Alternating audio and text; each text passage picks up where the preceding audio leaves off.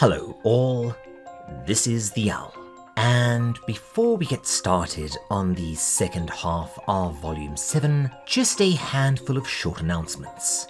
First up, a reminder that, while the first time I did this series in those videos of mine that, despite being pretty bad with their mung audio and terrible scripts, I actually do still have some guilty affection for, had a fair bit of uncensored gore, YouTube is a bit fussier about this now. So there are 1 or 2 panels that I'm going to have to remove whole cloth, and a lot of others will just be censored. You can probably hazard a guess from the thumbnail. And secondly, the next video is going to be something hopefully surprising.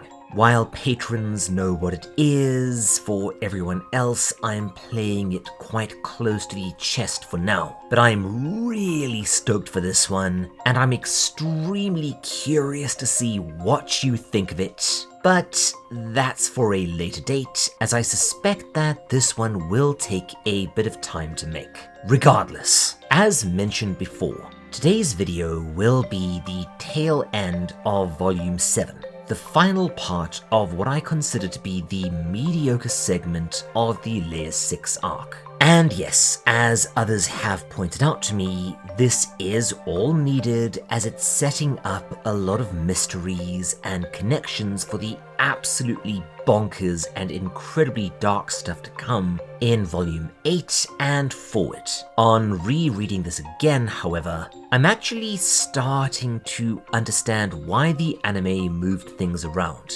showing us certain events at the start, even though I do think that it detracts from the mystery somewhat. It does help avoid the problem of there just being this weird 2-volume void of nothing much happening. Let's call it the One Piece problem. I will say, however, that while the action sequence that makes up the final third or so of the volume does feel a bit superfluous, we do get that one final reveal that, it rules. We'll get there. Let's do this.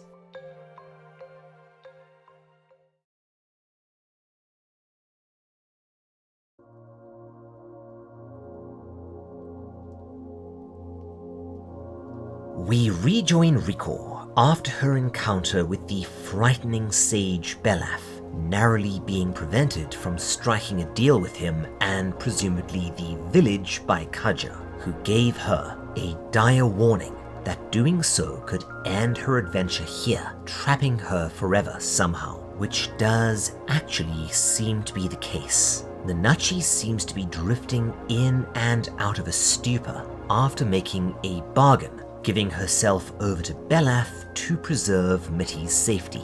As far as I know, like a lot of the second arc, we never really get an explanation as to what is happening here, but I suspect that this is somehow the village shutting Nanachi down and just keeping her in place. Nanachi, in turn, is drifting into unconsciousness again, but is able to tell Riko that she really is just fine here, she will stay with her friend, and that Riko needs to go immediately, prompting her to completely freak out as Kaja and Ma physically drag her out of Belaf's house. And I really do wish that we had telegraphed this little parting, or even just explored it some more. You'll see what I mean later, as while it does get resolved, it's also just kind of brushed over, and I still do not fully understand Belaf's reasons for wanting Nanachi at all. Is this just the human child thing, but Nanachi's a hollow now? I don't know. It's a pity because there is a lot of really interesting character stuff going on here. Remember, Nanachi had resigned herself to death, or worse, a lifetime in Bondrude's service until she met her companions. And so it's interesting that her first instinct was not to come to them for help, but to straight up sacrifice herself to prevent Mitty from suffering further, even if it meant abandoning them. I guess it might make sense in terms of her character, but yeah, I really do wish that we got to know a few more things about the whys and hows here. Anyway, outside, Vueko seems nervous as Kaja, at first merely curious, but now rapidly becoming suspicious, begins to investigate her closely, smelling a rat with this new, odd-looking hollow. Remember, Vueko told Riko that under no circumstances is she to let anyone know that Vueko had been released from her gooey prison, which is why they took the trouble to disguise her as a hollow, both in terms of appearance and odor. And then Riko just immediately spills the beans to Kaja. Damn it, Riko, why? And yes, as prophesied, or I guess more correctly foreseen, this is all setting things in motion for the utter nightmare that is to come in volumes 9 and 10. I must say though, it's kind of funny reading this all again. How many things would not have happened, good and ill, had Riko not had the IQ of yeast? However, before an astonished Kaja can do anything, something impacts Belaf's house with tremendous force, and this kicks off what feels like a somewhat obligatory but still weirdly cool action segment, capping off Act 1 of the arc. What do I mean? Well, it's time we got to the luring.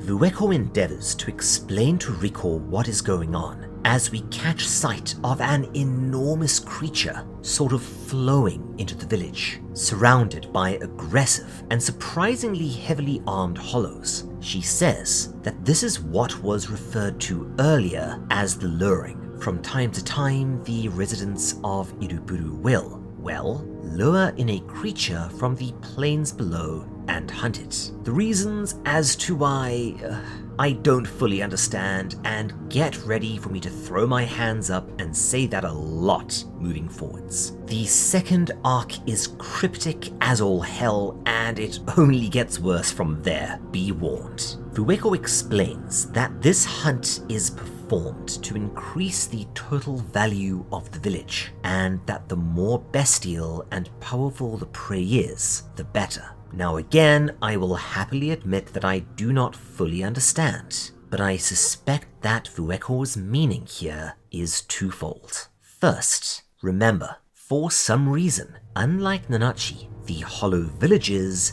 cannot leave the village at all for some reason. It's surrounded by a strange membrane that blocks the curse, prevents the entrance of most creatures, I guess unless the hollows want them to come in, as per a hunt. Did we see this in the anime? I forget if this was ever answered there. But it also demarcates a barrier that the hollows themselves cannot cross. Thus, the luring represents a common sense way to acquire large quantities of meat. Although, how edible that thing is going to be is anyone's guess. I actually ate jellyfish in Japan once, and there's a reason I didn't eat it again. The other reason could be that the village essentially stocks creatures as biomass, and then uses this for all of its weird features like the membrane and the balancing. Feel free to let me know in the comments if I'm miles off base. This abomination is called a Fuzo Sheppu, by the way, and it's odd. Somewhere between an amoeba, a jellyfish, and the rack hive from Borderlands. Oh, and it's frigging powerful. Way nastier than it looks. The beasts down here on layer 6 do not play around. Sure enough, we soon see that this time the villagers might indeed have bitten off a bit more than they can chew, as the Leviathan engulfs them and seems to digest them blob style. However, Riko suddenly dashes off, saying that the creature is in fact headed towards the shop where Prushka, her her white whistle, is undergoing refinement. They manage to arrive before it does and acquire Prushka, with us seeing that she now indeed has a much more delicate form. Riko says that somehow she can perceive Prushka's presence a lot more intensely. Poriyun, the weird crab-like hollow who worked on Prushka, tells Riko that this is a very powerful and very precious artifact now, and has an immense quantity of untapped value.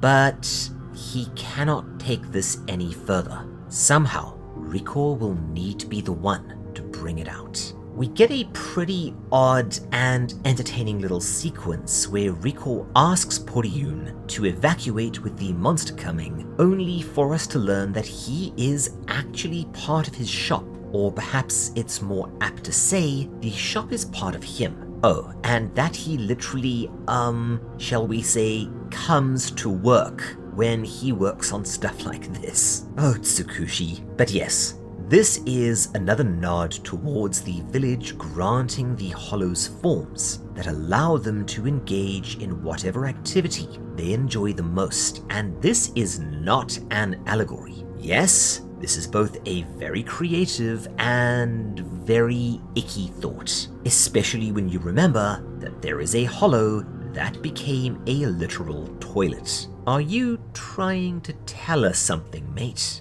Outside, we see the hollows are sort of getting their cheeks clapped, but we also get a bit more weirdness when Kaja explains that this creature has in fact attacked the village before, and it actually messed them up pretty badly before it was eventually driven off by the balancing, responsible for its scarred face? Yeah, it's a weird critter, this one. However, since then, it has only grown even more vast and dangerous, and has returned because it has acquired a taste for the hollows. As Tsukushi allegedly uses a lot of real-life biology and zoology when it comes to designing his creatures, this is likely a nod to the heavily disputed phenomenon of so-called man-eaters, wild animals ranging from sharks to bears to lions, that, despite being in perfect health and having other prey easily available, will actively seek out humans as a food source. It's actually a really interesting subject, and one that I would recommend reading up on your own if you're interested, as while it's a lot rarer than media would have you believe, there are cases of this that do seem to be impossible to debunk, such as the inspiration for the incredibly good Ghost and the Darkness. Seriously, if you haven't watched that movie, go and do so. Where was I? Oh, right.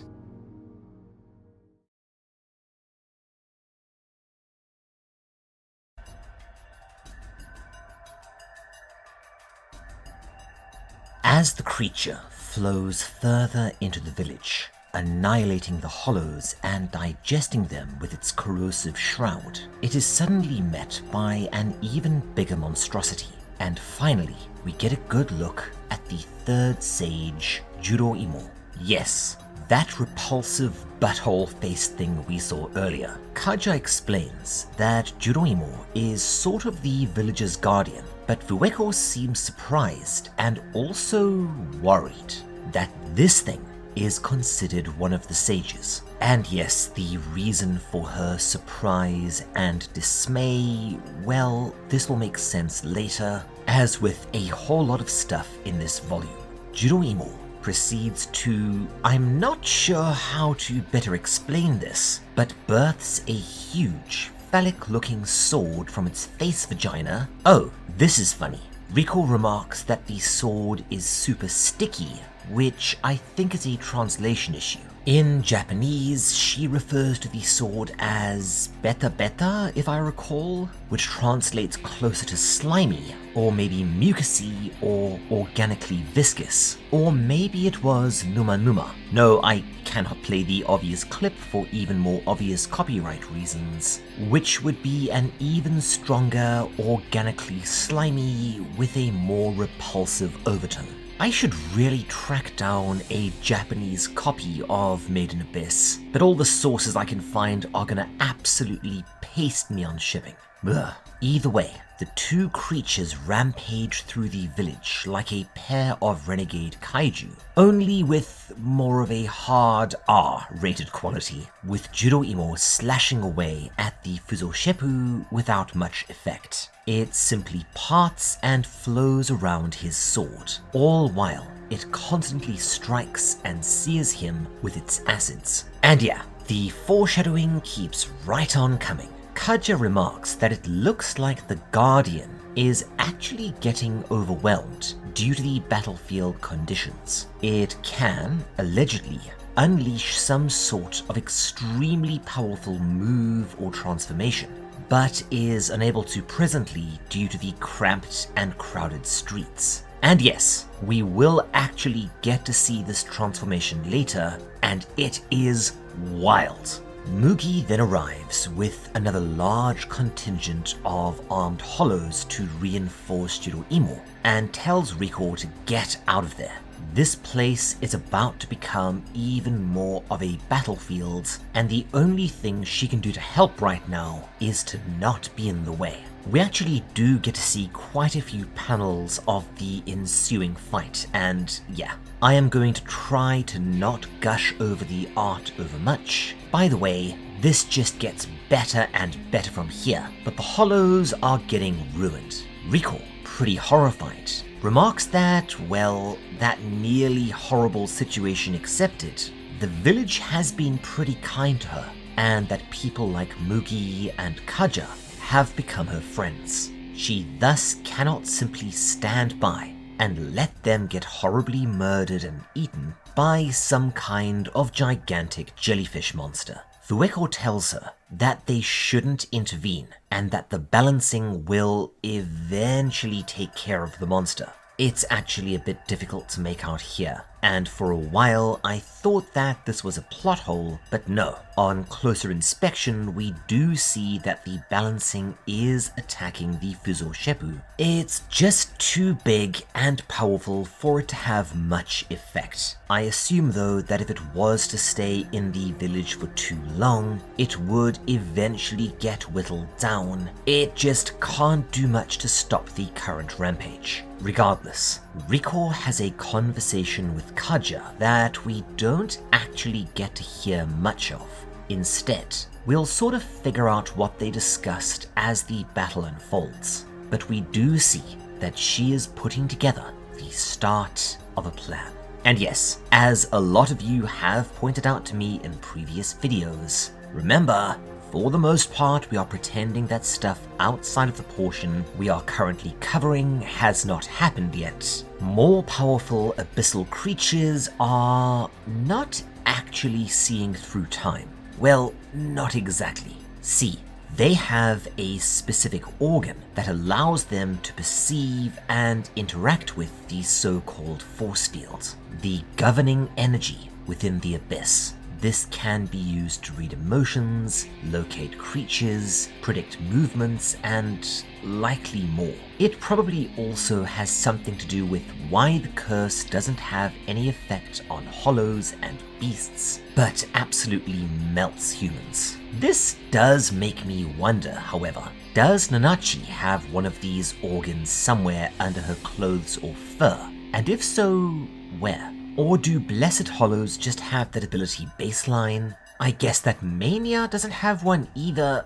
This is all confusing to me, but I may well be outsmarting myself here. Anyway, it appears that Riko has determined something specific and likely crucial about this creature. Remember, despite her being kind of dim sometimes, she's actually really astute when it comes to the abyss and its various flora and fauna. For instance, weaponizing amaranthine deceptor larvae against Bondroot. She tells Kaja that she needs something, and this kicks off the even more confusing stuff. We will do our best.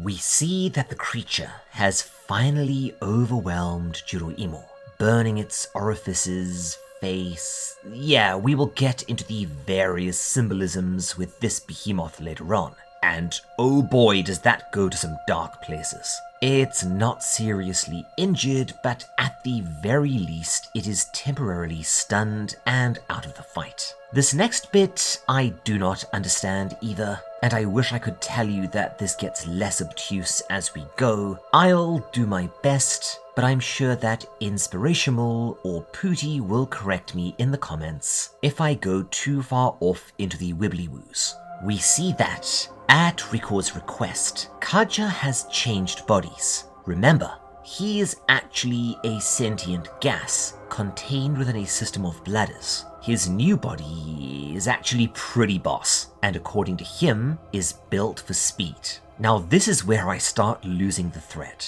Kaja says he's received a tuft of hair from Riko, assumably, and thus, as there's value, he can use this more powerful form. Okay, so this was not that much clearer in the anime, to be honest, but Riko gave him a tuft of her hair. And remember, in the village, a human child is intensely valuable, and value has a physical power within the village. It's never completely explained why, but you can draw some inferences based on what was. The chronology gets very wobbly this time, but in a nutshell, it will make a horrible sort of sense. Let's put it that way.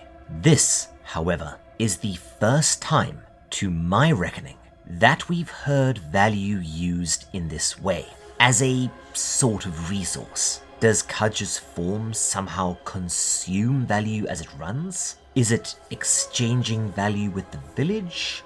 I've got a kind of theory here, but this will wait until later. Regardless, yeah, it's really confusing, and just wait until we hit the third and current arc, which is so completely bananas that it makes Season 2 look like the Hardy Boys by comparison. We do, however, suddenly see Riko's plan kick into action. She taunts the Fuzoshepu, who, this sequence just feels much smaller in the anime somehow, but it immediately keys onto her and begins pursuit, with her riding Kaja like some sort of steampunk Gasgoat motorbike, which may be the strangest thing I've said this week, all the while narrowly avoiding its acidic tendrils. We then see her destination, a huge plume of mist or steam rising from some part of the village. She and Kaja careen through it, and the creature halts. Then we finally twig onto Riko's plan. And yeah, I won't lie, it could have been set up a little bit better, but I still really groove it. Let's take a look.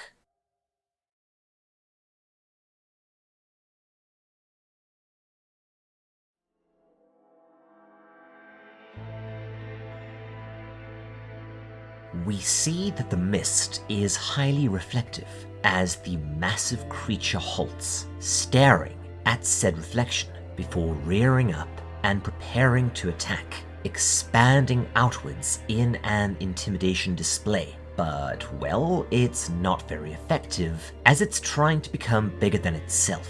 This is followed by a coordinated attack. The village hollows set off some kind of explosive thermal trap under it, which causes it to rapidly rise into the air and become stuck, popping it up like they were setting it up for a damn juggle, before catching it in a net, pulling it through, dragging its solid parts out of its acidic jelly. Then, other hollows stand back and use almost existence-like organic rifles, there's a deep cut, to fire spikes into its hard bits. Oh, note this character here. That's Pakoyan, another fan favorite, and she's actually really important to the story. The anime has its faults, but one thing it does do right is giving Pakoyan a lot more screen time, because she has a very cute design, and I'll explain when we get there. Regardless, they finally take the creature down.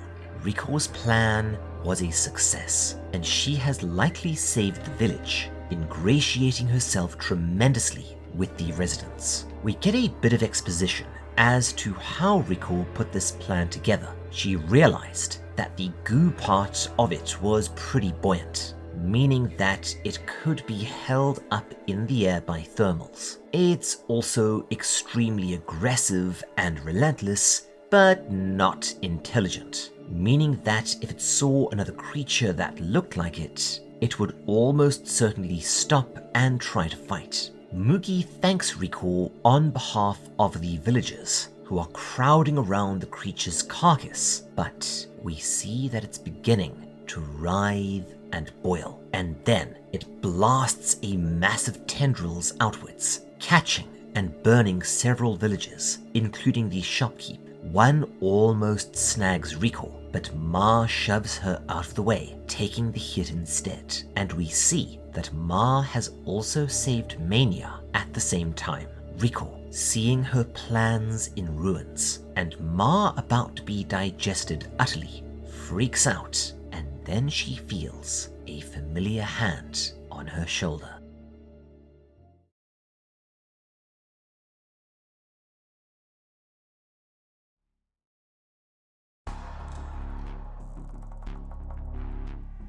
We pull back for a second and get our first of, well, several amazing reveals we'll be having for the next while. We see that, from Riko's perspective, the hand and the voice that came belonged to Prushka, now somehow taking a human form once again and telling Riko to call her as her whistle begins to shimmer. Riko blows it, and at first nothing seems to happen. Then, suddenly, like a bolt from the blue, something crashes to earth, severing the tendril holding Ma and taking a large chunk out of the monster. And here we go. At last, we're getting to the awesome shit. The meteor was none other than Reg, who looks a bit different. His hat and his accents are now pure white. And I'll give you a spoiler here, he's way, way stronger. Now, as far as I know, this transformation does not have a canon name, or if it does, it comes later and I've forgotten it. But I've always headcanoned it as white mode.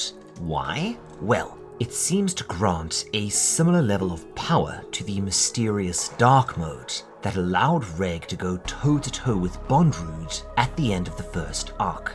Thus, we have two forms with polar opposite natures, one dark, chaotic, and sinister, and the other quite beautiful and radiant. And yeah, this is one of the things I love about Made in Abyss. There's subtle stuff like this which may turn out to mean nothing, but it is still sort of cool. Riko thinks back to what Bondrewd said about white whistles, that they have the power to draw out the true purpose of relics, meaning that this activated state is due to the now refined Prushka's voice, activated and channeled by Riko. She tells him to take the thing down, and Reg obliges, bulleting towards it like a howitzer shell, arm extended and whirling in a deadly spiral, ripping through acidic tendrils and just annihilating it, driving closer without ever having to use his incinerator.